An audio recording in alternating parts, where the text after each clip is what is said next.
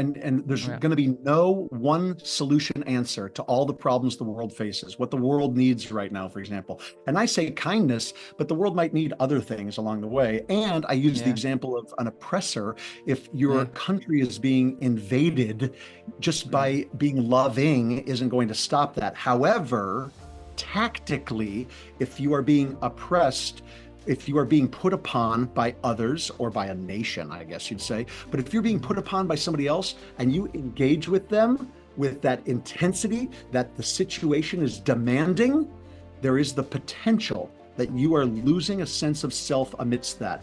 And by reclaiming the moment and thinking in terms of kindness with ourselves, we open up the possibility that we might think of another solution to that conflict situation. It might even be a tactical solution, but we're only going to get there if we reclaim the moment. And that's what I'm talking about when I say, if you're fighting with somebody, that means they've got you. If you're fighting, you're engaging on their terms. So we need to reclaim the moment, and what once we do can be created. That's the question. When we reclaim the moment through those strategies, we create space for possibility of new thought and new approaches to life. I think ultimately that's what the world needs right now, is space, just space. We are absolutely overwhelmed by the world at all times, and creating space creates possibility. Shit.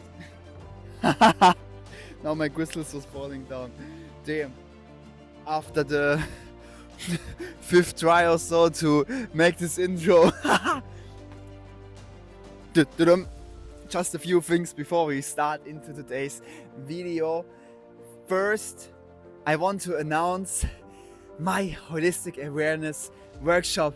I'm really pumped for that, and in this workshop we dive deeper into the different life pillars and how we can become a holistically better version of ourselves, how to create in general a holistically better life for ourselves. And the side effect, for example, can be also to conquer your addiction. I don't want to put this addiction in the focus, because it's simply not the addiction. It's more like the process, right? And when you are ambitious to become a better version of yourself, then I invite you wholeheartedly to just send me a DM over Instagram or send me an email when you are interested in it, or just join my free WhatsApp group or Facebook group also. And there I post all the time some news, some videos. For example, there I post also the date when I will host that free workshop, and then I'm really happy to see you there. And second thing is that this channel here thrives through your recommendations, because I don't run any ads, I don't monetize my channel, because I know how annoying it can be when you have to listen to some ads all the time. You know, I think personally it's much better to enjoy a podcast episode without ads all the time. And now, enjoy today's interview. I also had valuable learnings from this interview, and then maybe see you in a coaching call or somewhere else, or in the next video. Here's much love and peace here at A Place for Open Minds. See ya. Greg Bennick is a keynote speaker and the author who is focused on building a better present. He provides strategies for juggling a world of distractions to enhance individual performance and drive organizational success. Greg has helped craft ideas and presentations for speakers, thought leaders, and executives in critical situations worldwide. He wrote also recently a new book called Reclaim the Moment, 7 Strategies to Build a Better Now. So, welcome to my podcast, A Place for Open Minds. The Yeah, education man. that sets you free, and where we dive deeper into self-development, spirituality, consciousness, and everything that has to do with becoming a better version of ourselves. Here we I, just go with the flow and the divine. So let's just start in.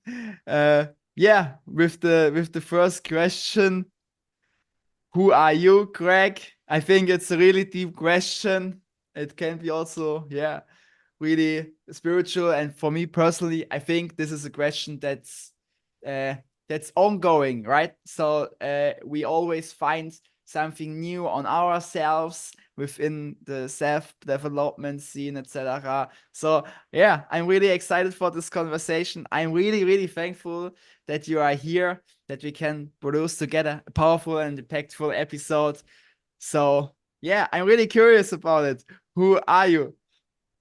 I'm so happy to be here, and I mean that sincerely because what listeners and viewers don't know is that you and I met before the episode and had a conversation a few weeks ago, and we connected Yeah, and we were laughing and just having fun. So I like yeah, that yeah, feeling. I right. like that feeling. So who am Yeah. I? I am a connector and I'm a presenter, and the reason I say that is because I connect ideas and audiences, and I present them to people in different ways, whether with words or Mm. visually on stage. And that's what I've done throughout my entire life, ever since I was a little kid. So Yeah. I'm excited to be here presenting and connecting once again with you and for your Yeah. listeners. It's absolutely awesome. I mean, I could tell people what I like and what I do and all that sort of thing, but ultimately it's about being a presenter and a connector. That's really ultimately who I am. Beautiful, beautiful. Yep. So, I saw also recently a post from you. I thought it's really interesting, where we could maybe also diving a bit deeper into it, because also today, uh, I was getting a bit confronted with that through a conversation. But first, I just want to hear your thoughts on that. So, your post was about failing better. Don't be afraid to drop the ball. Can you explain what you Absolutely. mean exactly with that? For sure. Fail better was taken from a famous piece of literature, but don't be afraid to drop the ball connects to it. And that was my idea about using juggling as a Yeah, metaphor for yeah. not being afraid to make mistakes, but more importantly, not being afraid to try something new. Because I know that in Mhm. my life, I often say to myself, well, maybe I shouldn't do that because, or maybe if I try that, I'll fail, or maybe this, maybe that, Yeah. maybe this. And I think of all these different ways that maybe I will fail before I even try. So this was a presentation that I gave called Fail Better, Don't Be Afraid to Drop the Ball. And I use Mhm. juggling as a metaphor, like the idea that if we have objects in the air in front of us, it's possible to keep them in the air. It's possible to keep multiple things going, or it's possible to try something new, like juggling, Yeah. for example, when we think it's impossible. So Yeah. it's just positivity, but rather us asking ourselves, like, what is our thought pattern that keeps us from being better versions of ourselves? So that was the keynote: Mhm. fail better, don't be afraid to drop the ball. And it was fun. It was for a group of professional people here in the United States, and they Yeah. were at an association meeting, a convention, and it Yeah. was really, really well received. A lot of fun. Mhm. Mhm. Yeah, it's I mean it's so interesting. There's just some couple of things now in my mind. Mm, First, uh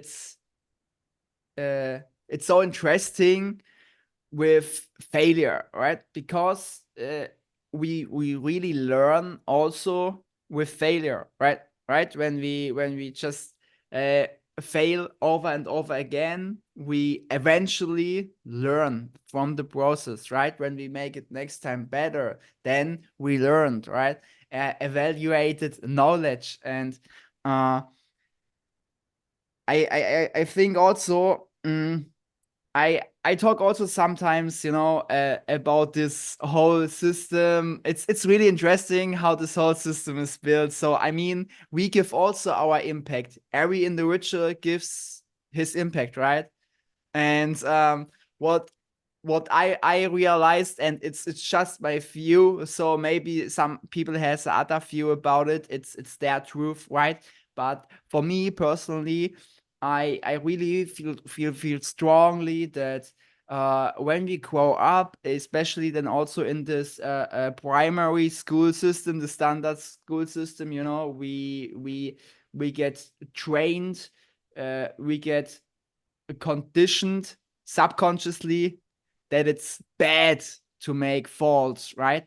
It's bad, and uh this whole conditioning, mm, it's like a computer, right? It's we get beliefs, we get beliefs programmed our whole life, and then also beliefs that don't serve us, right?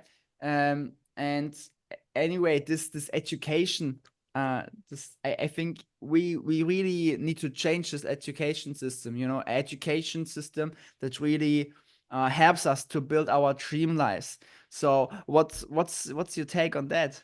I'm really Well, curious about that. yeah, what I like a lot about what you said is that if we try and try and try again, what you didn't say was that, oh, then we succeed. Because that's not always true. Sometimes we try and try and try again and we don't succeed. I Yeah, teach juggling as part of a workshop that I do. And sometimes people will try and yeah, try and try and try and try and they don't yeah, get it. Other times yeah, they try and try and try and they do get it. The thing is, yeah, though, is that the point isn't to get it. The point is to fail better, right? To build up our ability to try.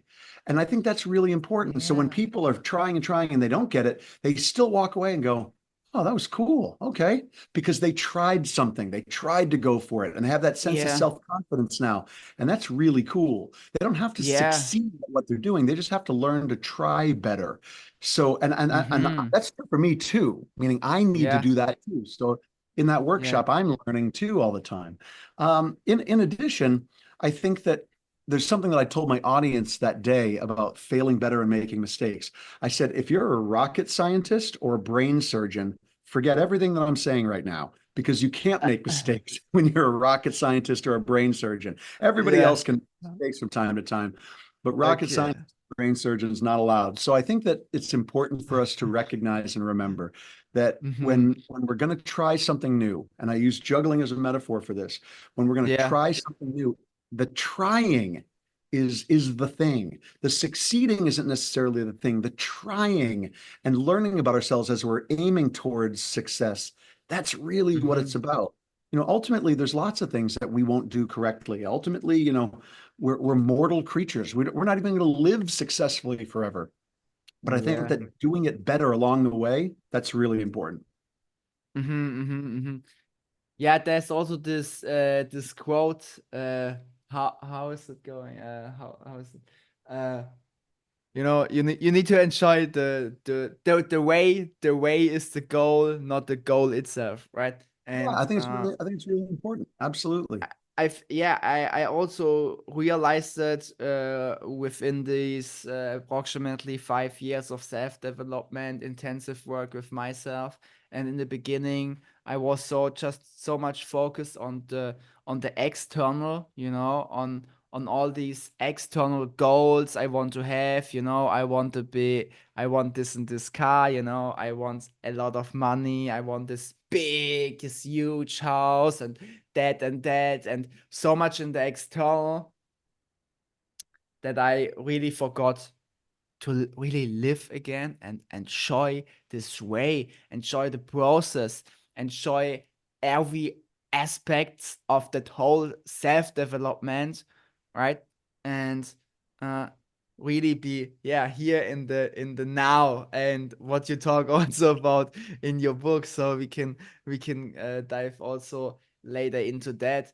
But yeah, really, anyway, for me personally, I also really realized it's, and you describe it so good.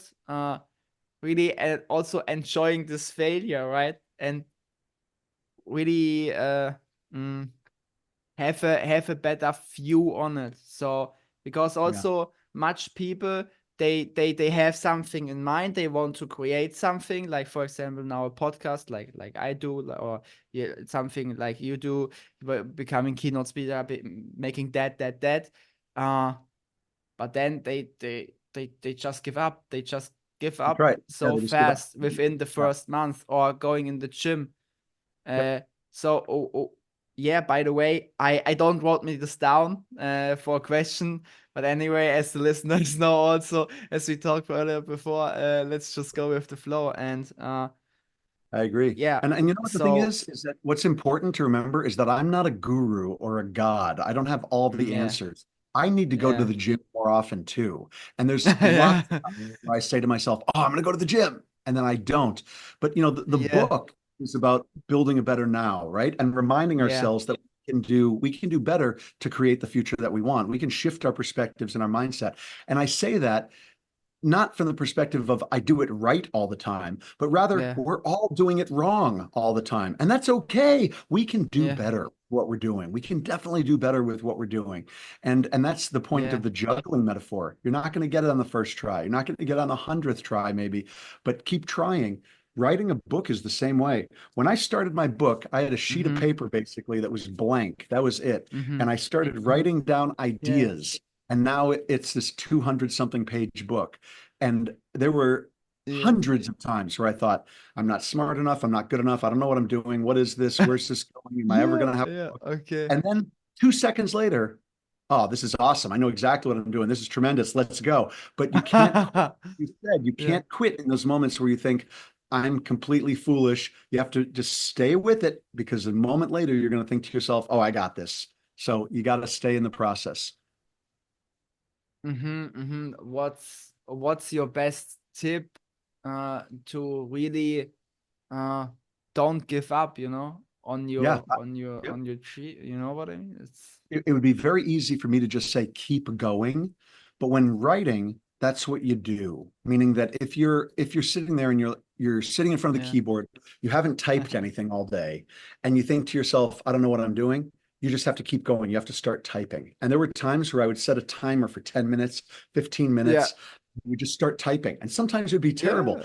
Oh, here I am with my friend. We're on a podcast. We're talking about things. This is really nice. I'm wearing a black shirt. Hooray. It's nice outside today.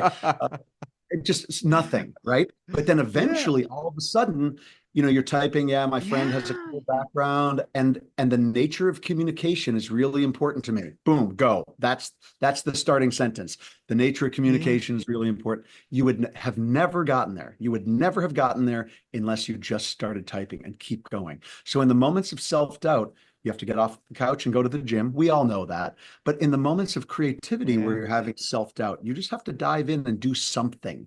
Write something on a piece of paper, even if it's with a pen on an index card, or Yeah. start typing, put your fingers on your keys, and just go for it because something will come from that. Something will come from that.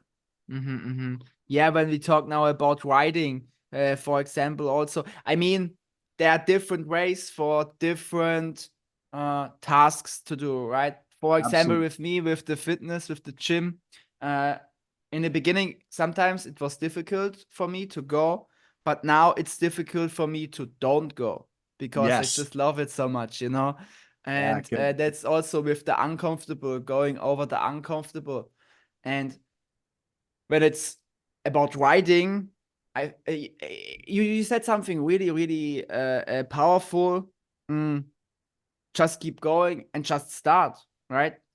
Like with everything you do, you just need to start, and eventually you get better within the process.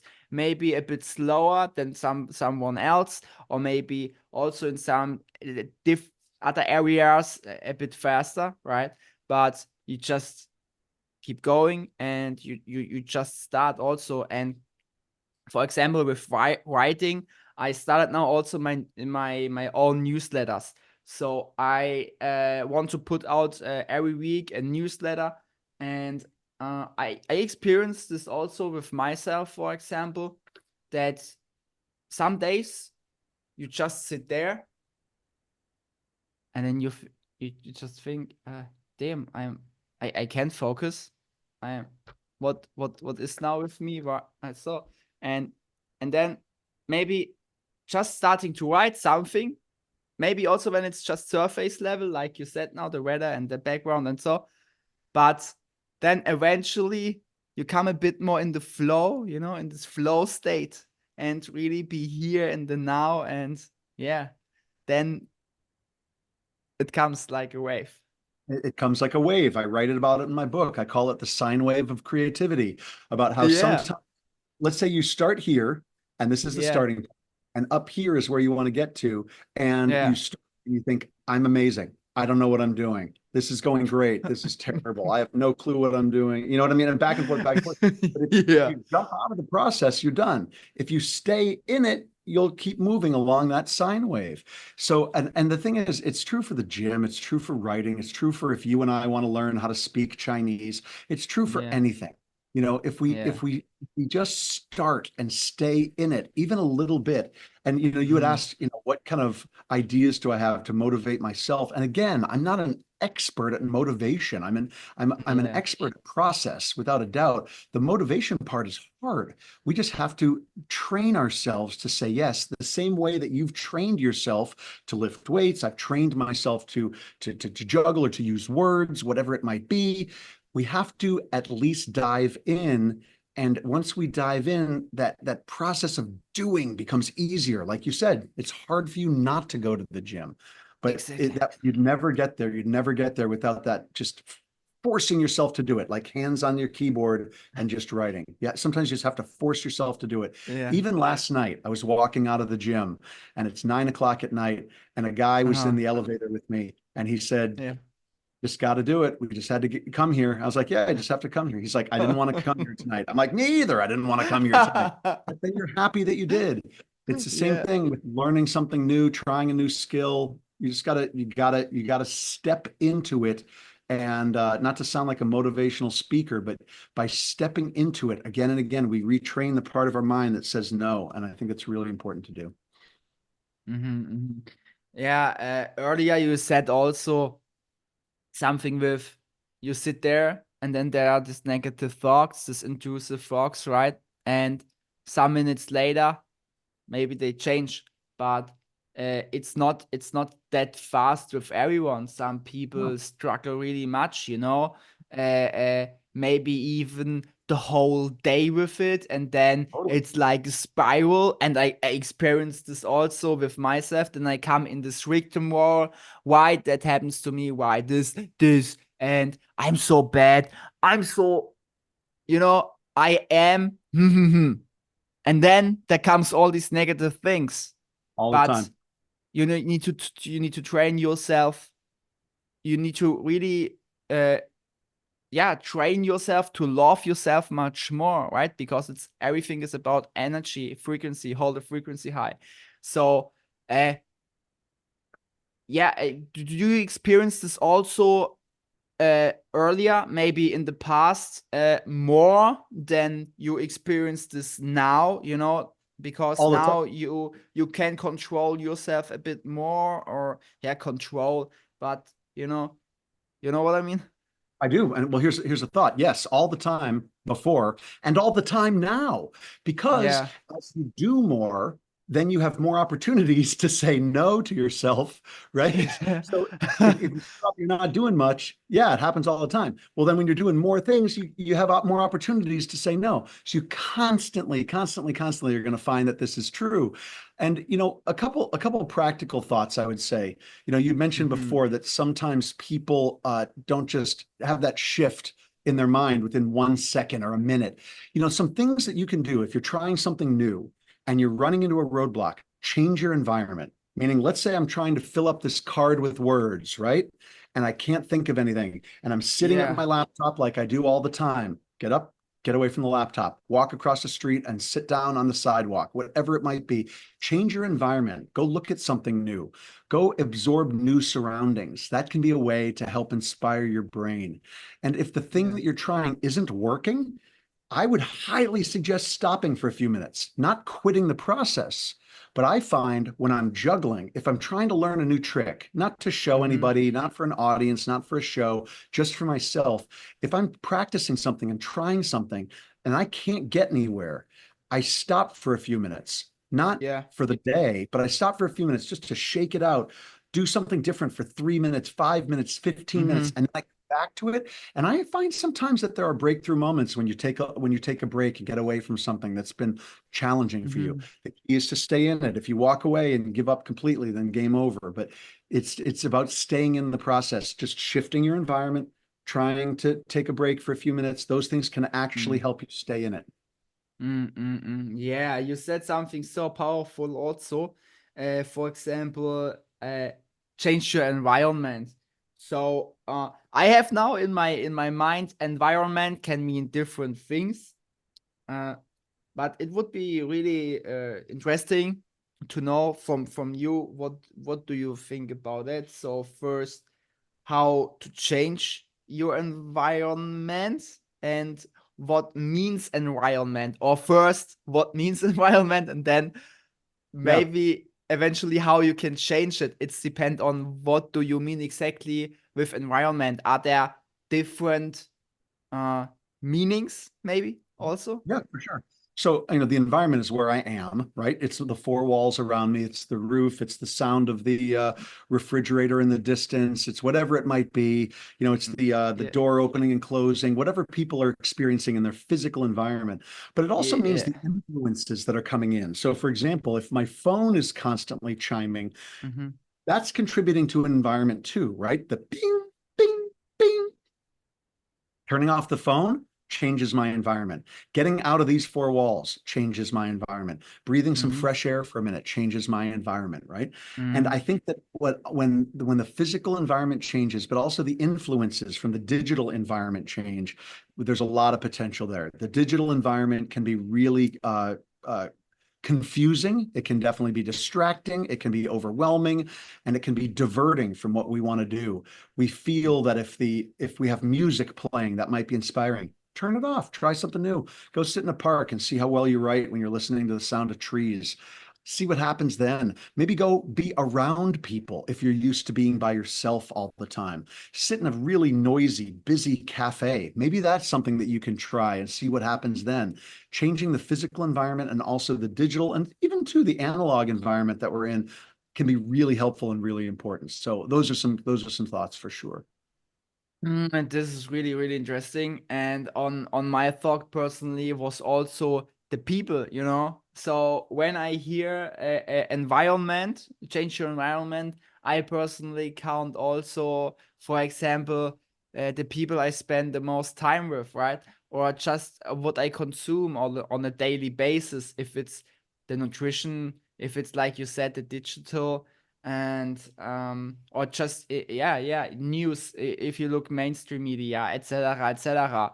Do you consume podcasts like that? So by the way, I'm really proud on you when you are still on it. For the listener now, it's really good. It shows that that your investion in yourself is really important for you. So yeah, by the way, what do you think about that? Would you count it also in environment? Well, I think one thing that you said that's really important just now is people investing in themselves by listening, because ultimately the reason you and I are here is not for ourselves, meaning me Yeah, being on your podcast isn't going to make me famous, and me being yeah, on your podcast isn't going to make you rich. We're doing this yeah. because we like talking to each other and this is Right, fun. And hopefully right. there's some value in it. But for Yeah, listeners, by listening, that engagement with us, it goes back to what I said before about connecting and presenting that we're yeah, presenting some ideas. Hopefully we'll build a connection with some people, and if people are listening and they have other thoughts, they'll connect with us, and then we all grow together. I think that's important, that this is an environment. yeah, This conversation contributes to a valuable environment that people can put yeah, themselves into and connect in, and I think that's really yeah, important. yeah. I think it feels really good, and I'm sure we created already some value for Yeah. ourselves, for the listeners, and I want to go now slowly also to the next point. What I wrote down here. I want to dive a bit deeper into your book and maybe also your story, that the listeners can also maybe gain some inspiration and motivation. So, what is your book about in few short sentences? So maybe a bit more like, maybe you explain a bit more like only the title, Reclaim the Moment, 7 Strategies to Build a Better Now. I mean, this says already a lot and it's a powerful title. But maybe you can you can delve with us a bit deeper into it, that Sure. that Absolutely. So we get to know this better. yeah, the idea is that we can be completely thrown off track by a world that is increasingly complex. So this Mm-hmm. book is about perspective shifts and Mm-hmm. strategies to get us back to center when we've been thrown off track by the world. So the idea of reclaiming the moment came from being in moments that felt completely out of control. I'm distracted by this. I'm pulled in this direction. I'm envious Mm-hmm. of that. I want this, need this. I'm confused by this. I'm overwhelmed by that. And in the midst of that, had lost my sense of self, had lost my focus, had lost my sense of purpose, had lost my sense that what I have to actually contribute matters and is meaningful. So I thought, what are some perspective shifts that I use when I've been thrown off track by the world? So there's 7 strategies in there, and we can go into them in a few minutes, I'm sure. But Mm-hmm. ultimately, the book is about reclaiming this moment and getting ourselves back on track when we've been thrown off track by the world. So that's really the motivation behind it, was almost essentially writing to myself in a way, even though it's not a story for Greg, it's me writing for the benefit of other people and connecting with them. But it's really about coming back to center when we've been thrown off track. Mm-hmm. Powerful. Sounds powerful. So, can we talk a bit deeper about some strategies you Yeah, reveal in absolutely. your book? So Sure. maybe your favorite ones. I'm not sure. It's depend on how deep we dive into each strategy, right? But I'm not sure. Maybe 2 or 3. Well, how about I do this? How about I go through them all and I'll give Oh, brief descriptions of each one. How about that? And then at least we'll know what yeah, we're talking sure, about here. Okay. sure. So, How you so want? the yeah, so the world often feels cruel and overwhelming, and it's easy to feel pessimistic. So the first Yeah. strategy is believing in the possibility of kindness, believing in the possibility that kindness can exist in the world, that other people Mhm. have good intentions, and that we can exist in a world where people are not cruel and intense all the time. Mm. I think it's really important for us to move forward from that perspective. Oftentimes, when I feel overwhelmed, I think that the world is impossible to handle and overwhelmingly cruel or intense. And I think that Yeah. we have to shift our perspective. So, believing in the possibility of kindness helps us feel less pessimistic about the world. The second Yeah. strategy is called keep your eyes on the knife, and it's a juggling metaphor. Oh. If you had 2 beanbags and 1 knife, and you were juggling, which one would you keep your focus on? Well, I hope it would be the knife because the knife is the dangerous one. So, with that in mind, what's the most important thing you could be focusing on right now? The most mission critical task. That's keep your eyes on the knife. When we have that kind of focus, it really helps us feel as though Yeah. what we're doing is meaningful because it's like, oh yeah, that's the most important thing to me. I matter. This matters. Let's go. So, Mhm. um, number 3, cultivate a revolutionary mindset. Cultivate a revolutionary mindset. And what that's about is thinking in new ways about situations. I keep Mhm. saying it, but if I've got this piece of paper and I've got this pen and I need to get words on this paper, but in between the two is my brain telling me that I can't, I have to cultivate a revolutionary mindset and think in new ways to get Mhm. words on paper, change your environment, whatever it might be. There's lots of thoughts about cultivating a revolutionary mindset and how that can affect the way we interact with the world. The Mhm. fourth one goes along with that: leap into the dark, to embrace the possibility that something might happen if we step into the unknown. That's a good thing, stepping into the Mhm. unknown. Sometimes we step into process and we don't even realize where it's going to go or where it could go. So leaping into the dark is a great first step to take. And then engage with laughter. Remember, all this is supposed to be fun. I mean, being alive Yeah. is a chaotic mess at times. So when we remember that Yeah. this is supposed to be fun and we engage Mhm. with laughter, whether at work or with individuals around us, it reminds us all that we are laughing at how ridiculous it is sometimes just to be alive. It's just crazy. It's like, what are we doing here? Yeah. Like Yeah. this is Yeah. absolutely ridiculous. And I mean that literally. I don't mean like crazy as a pejorative term. I mean quite literally. We are finite creatures in an infinite reality, right? That doesn't make any Right. sense. Like, Right. 100, Right. 100 years from now, you and I aren't around, but we can Yeah. imagine we're going to be around for 10,000 years. That is ridiculous. We need to be able to laugh in the midst of that. So, Yeah. uh, and then the last ones are develop relationships because we come into ourselves, we come into being through relationship. The more we connect with and relate with and interact with and have relationship with others, the more we will learn of and the more we'll step into ourselves. And then the last one is to create a reverberation effect. And what I mean by that is rather than just be a ripple in a pond that ripples out and disappears, let's reverberate with our ideas. Let me share an idea with you, and you say, you know what, Greg, that's cool, but what about this angle? And I go, oh, that's cool. And then I believe in kindness with you. I've Yeah. kept my eyes on the idea. I'm willing to think with a revolutionary mindset. All of a sudden, we're reverberating off each other and creating a team dynamic that's pretty powerful. So those ideas make me Mm-hmm. feel back on track when I've been thrown off track by the world. Mm-hmm. Whew. This was now really, yeah, I just was listening and completely forgot, oh damn, I'm the interviewer, I also need to say something on that, because you know that you just get blown away completely and just be in your, yeah, so but it's yeah, it's really really powerful, and I mean it sounds noteworthy, and it sounds like, yeah, this book definitely should read everyone you who listens to that now. And yeah, I just noted me some points down here.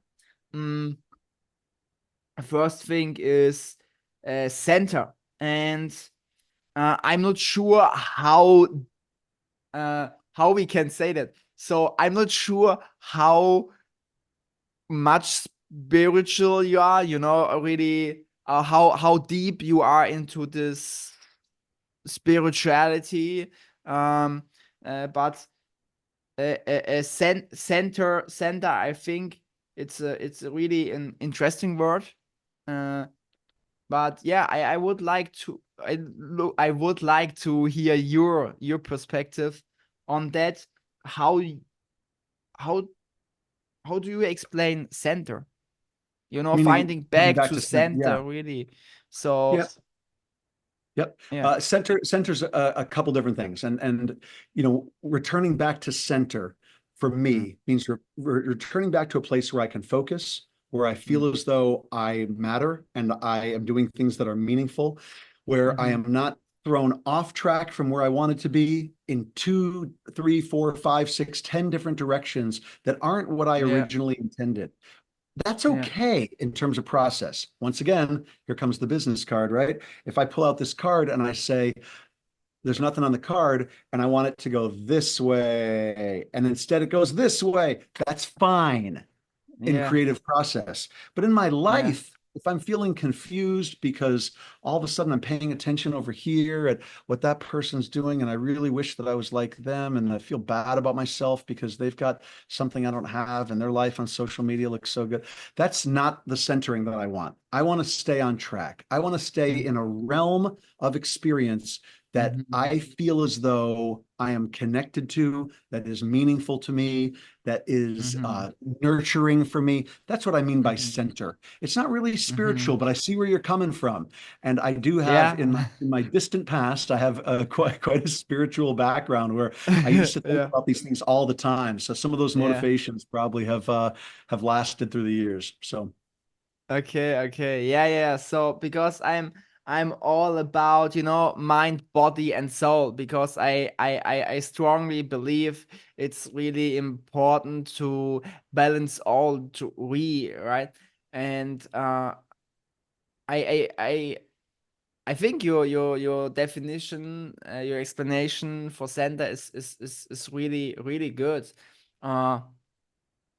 I think also when we look in the direction to the soul, you know, I think so. I just how I see it. It's more. It has more to do with the mind, right? So what you explained for me now personally, to really get our mind straight and really to focus, you know, and to focus on the positive. And so, do you say also that it could has something to do with the soul? For me personally, I think it has also really really much to do with the soul and really connecting within ourselves, you know, connecting really with our true essence.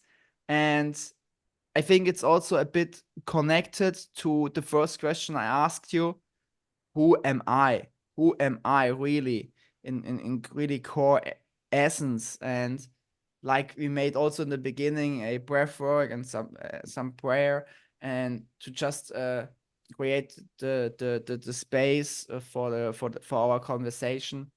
And for me personally, I found out really center has also much to do, sure, with that what you said, with the mind aspect and so, but also to, for example, uh, making breath work, meditate, or doing some other things that connects you much more again with your soul and your roots, and you know, not always this pushing really to be here and in the now. You know what I Mhm. mean? I'm not I sure if I do. could explain that now exactly what I mean, but Well, we're going sometimes. deep now, right? Now we're talking about Yeah. deep, deep spiritual philosophical ideas. Yeah, I So, love it. so So I yeah. thought So okay. maybe So I can. So yeah, yeah. I'll go with that. So my thoughts on the soul. I remember years ago I was writing lyrics and I used the word soul, and I remember challenging Mm-hmm. myself to find that. What does that mean? And at Yeah. first, after a long period of thought, I came up with the sense of self being the essence of the soul. But the thing is that a sense Mm-hmm. of self or an awareness of self I don't Mm-hmm. think can be the essence of the soul because it requires someone to have the cognitive ability to be aware of themselves. And some people don't have the benefit of cognitive ability to be aware of themselves, either through a brain injury or some mental problem. They might not Okay. necessarily be self aware. Are these people Uh-huh. without a soul? That would certainly be unfair, right? So, with Yeah. that in mind, I think the very act of being is the essence of the soul. The fact that I am here, not the I am part, just the here part, that this is here is the Uh-huh. essence of the soul. And from there, if we are so inclined, we get to develop from there. We get to develop Yeah. the sense of I am and who I am and what I Yeah. am and what I do.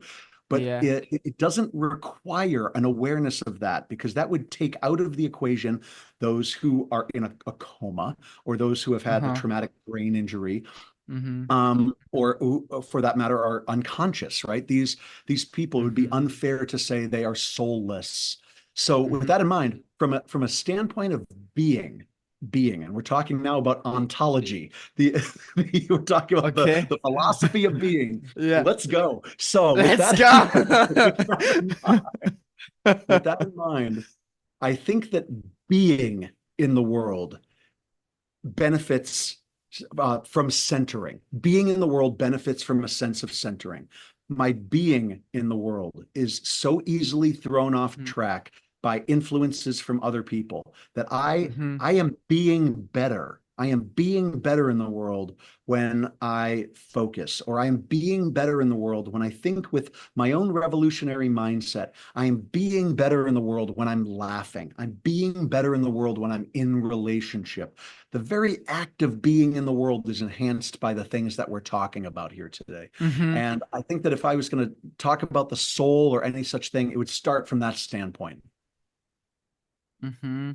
The So ontology of being, the ontology of existing, ontology, just an awareness, not even an awareness, just the being itself. Yeah.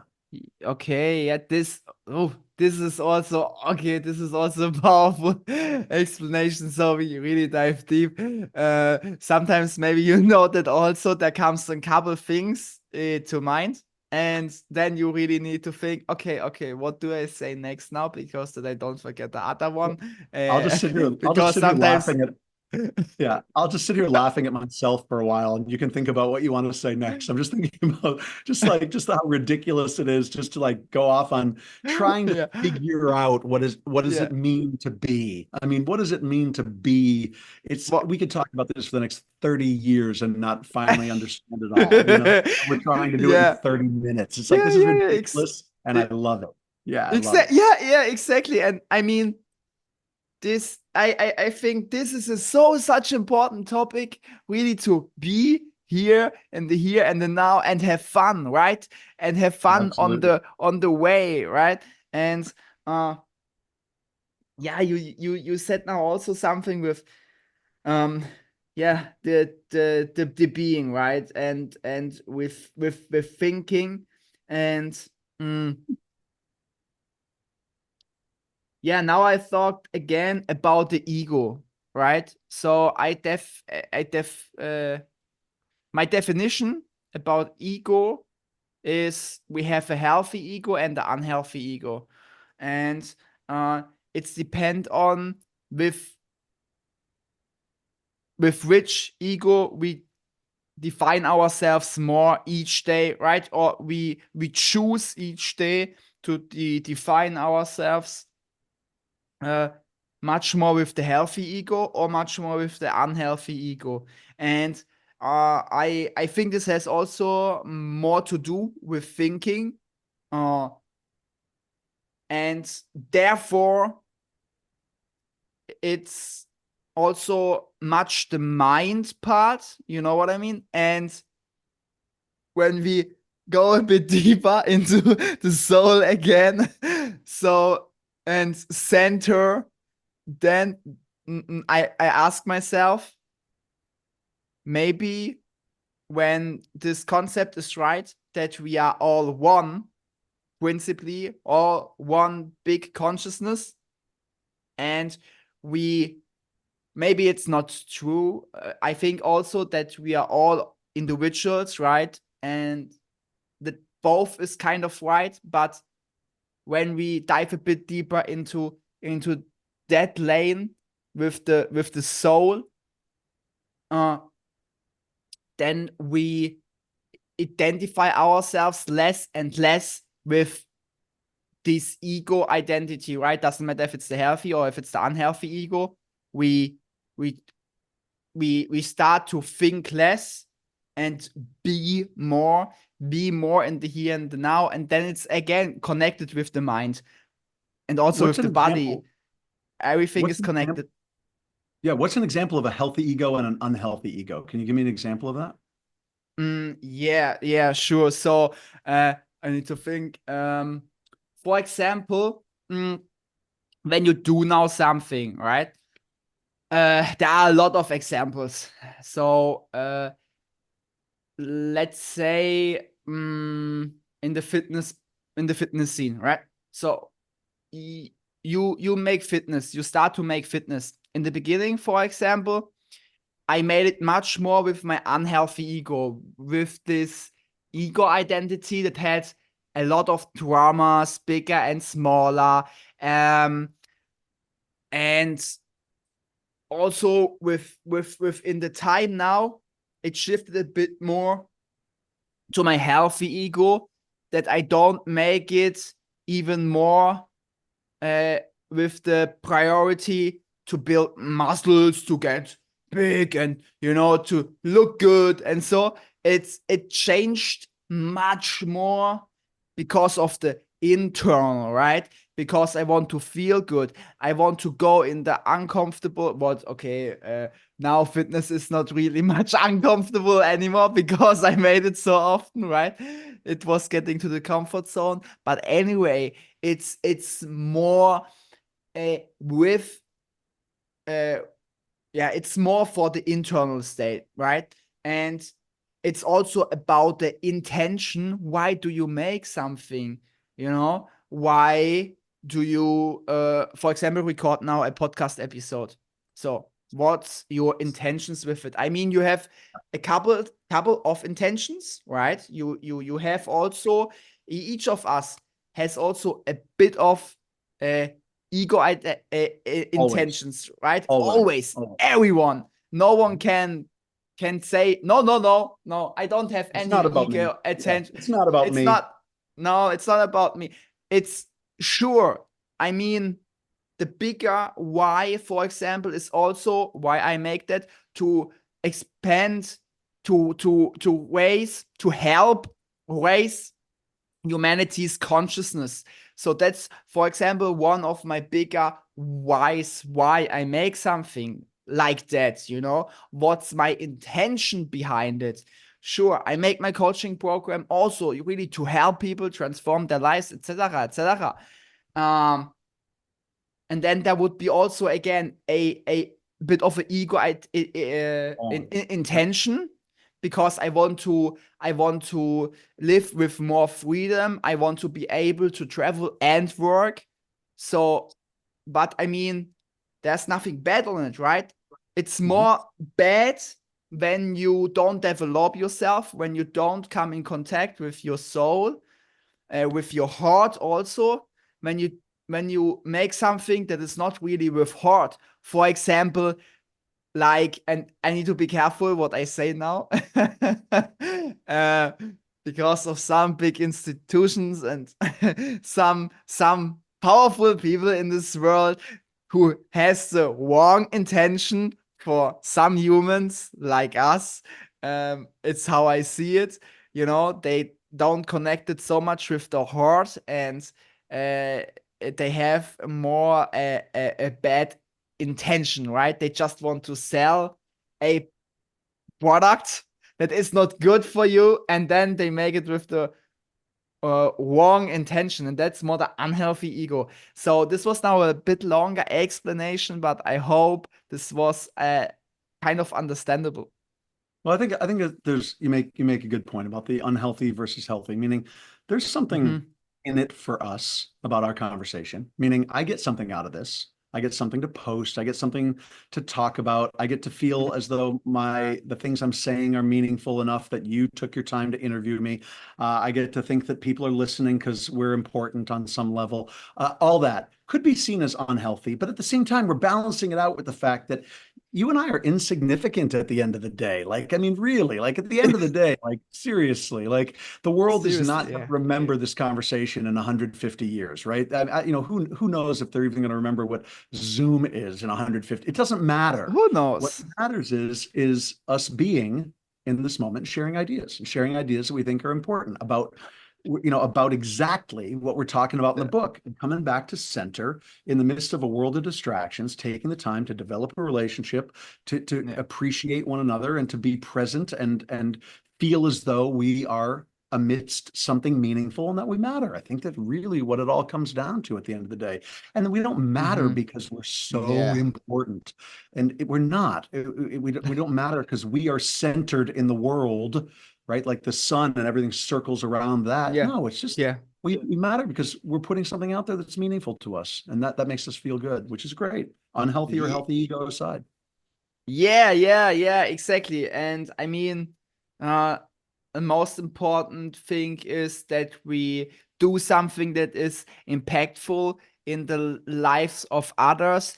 Doesn't matter if it's in the small circle or in a bigger circle. So, for example, friends, family, and also the other point, what you said also, is sometimes it's so ridiculous, just this world here. Anyway, what is this construct? I'm not sure what is this matrix here, but really, when we look out in the universe and when you really have this deeper understanding about this whole construct here, and that everything is energy, and we are so small, right?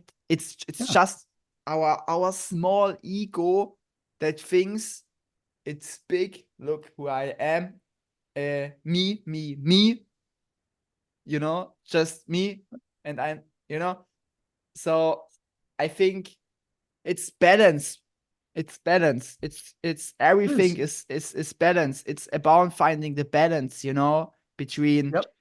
yes, This is I'm why, good. I'm great. Yeah. yeah, that's right. Yeah, I'm good. The Yeah. balance between, and I hope I didn't interrupt you, between you feeling like I'm good, I'm doing all right in the midst of this chaos, because that's Yeah. why I included the chapter on engage with laughter. It's not just about the Yeah. workplace. Sure, a lot of the ideas in the book can be taken into the workplace or taken into our individual personal lives, but Yeah. ultimately we Yeah. have to Yeah. be laughing in the midst of this, because there's a couple different ways, for example, to describe our conversation. On one hand, noted keynote speaker, workshop leader, and author Greg Bennick spoke with his friend, podcaster, philosopher. Okay. The other way to look at it is two bags of skin, bones, and blood and guts blabbered at each other for an hour in a meaningless conversation, ultimately, that will be forgotten years from now. That's probably Yeah. more accurate, right? And that's Yeah. totally okay, because Yeah. we, as these ambulatory creatures, of blood, guts, organs, and consciousness, who sit here Yeah. and blabber at each other in Yeah. conversation Yeah. and think it's Yeah. meaningful, it's ridiculous and it's awesome, because this is what we have. We have Yeah. this. This is it, man. Yeah. This is what we've got. Yeah. So we Yeah. have to, in the midst of laughing about it, just remember that it's okay to feel as though we matter. It's okay, because in Yeah. this moment we do, in this moment we don't. And amidst the duality of that, we just have to keep on being. We have to stay in the Mm, process. We have to mm. stay in the process. So that's Yeah. what this is. Yeah. I think it's both. It's meaningless in a way, but it's also so meaningful because we can Yeah. change so much lives with that, right? And Yeah, for sure. this is the powerful thing on the internet and on really using that right in the right way. And yeah, I mean, it's always so good to talk to other individuals, like-minded individuals, really amazing, impressing, powerful other individuals like you, and really to have a deeper conversation. Really, I love it. I love it. I just love it, Good. I'm and glad. so I mean, I wouldn't make it when I wouldn't love it, right? That's right. So That's right. And that's the same is true for me. Meaning, when you reach out to somebody and say, "Hey, you do a podcast, want to have a conversation sometime?" It's not because I mm, think it's going to make me famous or rich or amazing, or that I matter so much that I need to be on your podcast in front of 100,000 other people. It's rather yeah, because it'll be fun and we'll enjoy it, and you seem cool and we get along and this is fun, yeah, and hopefully some of the ideas in here will resonate and be meaningful to other people. Hopefully, because we're all in it together, and we're all hopefully in the process. yeah. And eventually it helps us to grow a bit, maybe to gain a bit followers or whatever. But it's just a side, it's just a side effect from something powerful we create and having fun in that time right now, here, now. And it's always the now and now. So yeah. Um just before we come slowly to the end, uh to dive to speak just short again a bit about your book. So you write personal and true stories drawn Mhm. from your remarkable life and career. uh yeah, can you share some of your personal inspiring stories Sure. that Absolutely. you I mean, write? a Yeah, couple of things I also. talk about in the book. I talk about touring Russia, doing a spoken word speaking tour of Russia for 21 days. As far as we know, no one had ever done it before. It's pretty Mm-hmm. amazing. Just the fact that a bunch of people came together to make this happen. That was a pretty awesome example of teamwork, stepping into the unknown, believing in the possibility of kindness, just the Mm-hmm. idea that we could try something new. And when I say we, I mean not just me as the speaker at the center, because it was more Mm-hmm. a team of the person who Mm-hmm. booked it, the people who came along with me, but to step Mm-hmm. into the unknown, into this culture, which for me was relatively unknown, and then do this speaking tour was incredible, changed my life. I talk in the book also about 100 for Haiti, which is a nonprofit that I have in Haiti that does development work. I work for Haitian people, and we do development work around building houses, clean water systems, providing education and food resources. And when I say we, I don't mean we Nice. organization. Yeah, I work for Haitian people, so it's the Haitians who are at the center of it. But I tell stories like that, and I tell stories about Mm-hmm. what happened, things that happened in Haiti, like meeting a little girl who was seemingly begging for food, but ultimately was, yes, trying to feed her family, but also trying to gain enough money to rent a bike from a guy who had a bike for rent in a tent city after the earthquake in 2010. She was just trying to get enough money to feed her family and have a few coins left over to ride this bike around this devastated area just so she could feel her humanity. Stories like that are all about. Later today, I'm going to be recording the story of me meeting the Dalai Lama when I was in India. And that was Wow, a story that nice. I didn't include in the book, but in the book it says, hey, to see the rest of the story, go to gregbennick.com/, it gives a link where you can see the story. Yeah. And Yeah. I'll Okay. be recording that story today so people can experience that. But it's stories Oh, like that nice. that I then Yeah. tie into ideas. And the book comes out. Mm, People will probably be hearing this podcast, hopefully for years to come, but it was released mm. or will be released, depending on when you hear this, August 20th, Yeah. 2024. It's available wherever books are sold. And of course, I'm always excited to connect with people about it. So people can find me on Instagram at Greg Bennick or on LinkedIn Yeah. and wherever else you find humans these days. And happy to have conversations about the ideas in the book always. Yeah. Great. Great. Great. So, can people already order your book? And when Yes. yes, It's where available for pre-order can now. Yeah. So if people are hearing this, whether your friends or your wider listeners before August 20th, anywhere where you buy books, either at the big book chains like Amazon, or for example, here where I live in the United States, there's a bookstore called Powell's. They're really cool. You could order it from there. Yeah. You can Okay. order it from anywhere that has books. We'll be able to order the book before August 20th and certainly after as well. All right. All right. Sounds really good. So, mm, one question that I ask everyone always: what do you think needs the world right now the most? I'm so glad you asked that, because after answering questions about what is the nature of the soul, what is the nature of being, this is an easy question. Like normally this would be the hard question, right? But we've covered Yeah. like, what does it mean to be a human? I think the world needs kindness. I think that in the aftermath of the pandemic, I think in the midst of global upheaval, I think in the midst of the wars that are specifically going on right now, I think that we have Mm, to remember first and foremost of our own potential for kindness. And then yeah. from there, remember the potential for kindness in others. It's the only way we're Mm-hmm. going to have dialogue. It's the only way we're Mm-hmm. going Mm-hmm. to be able to come to any resolution of the conflicts and issues that we face. And that doesn't mean that we should be seeking dialogue with an oppressor, right? What it means is that we should be figuring out in ourselves what is the dialogue that we need to have in order to approach situations differently. Because if we're fighting something, that means they've got us. If we're fighting them, that means they lay claim over us. And in terms of our own being and our own centering, we need to believe in our Yeah. own kindness so that we can have a better dialogue with ourselves before we are attacking others. I think that's essential. Mm. Powerful, powerful message. And yeah, it has to do also with love, right? Showing much more love to others, how I understand this now, and showing also be also a bit more compassionate, right? Really trying to understand the human in front of you, and also especially within yourself, right? Because uh, often I realize we fighting also with ourselves.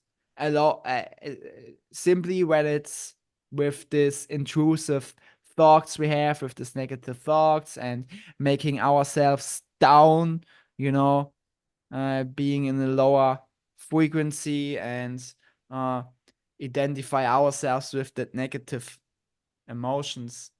That's right. And we get wrapped up in that. And there's Yeah. going to be no one solution answer to all the problems the world faces, what the world needs right now, for example. And I say kindness, but the world might need other things along the way. And I use the Yeah. example of an oppressor. If your Yeah. country is being invaded, just by being loving isn't going to stop that. However, tactically, if you are being oppressed, if you are being put upon by others, or by a nation, I guess you'd say, but if you're being put upon by somebody else and you engage with them with that intensity that the situation is demanding, there is the potential that you are losing a sense of self amidst that. And by reclaiming the moment and thinking in terms of kindness with ourselves, we open up the possibility that we might think of another solution to that conflict situation. It might even be a tactical solution, but we're only going to get there if we reclaim the moment. And that's what I'm talking about when I say, if you're fighting with somebody, that means they've got you. If you're fighting, you're engaging on their terms. So we need to reclaim the moment, and what once we do can be created. That's the question. When we reclaim the moment through those strategies, we create space for possibility of new thought and new approaches to life. I think ultimately that's what the world needs right now, is space, just space, man. We are absolutely overwhelmed by the world at all times, and creating space creates possibility. Wow. So powerful, and I enjoyed it. Conversation with you really great. much. I'm sure we gave a lot of value, and we created a lot of value. And for the last question also, where can the people find you? Yeah, I mean, find me at gregbennick.com, GregBennick.com. That's one place. You can find me on Instagram at Greg Bennick, GregBennick. And if you're of the mindset of business, you can look on LinkedIn, Facebook, all over the place. But most definitely start with the website and Instagram. Those are two good places to find me for sure. Perfect. So then also for the listeners, so let us know in the comments what was your highlight from today's conversation. And yes, as always, here's much love and peace, and much love goes out on to you, listener, and also to Greg. It was a pleasure that you was here, and thank you, my friend. Yeah, see ya.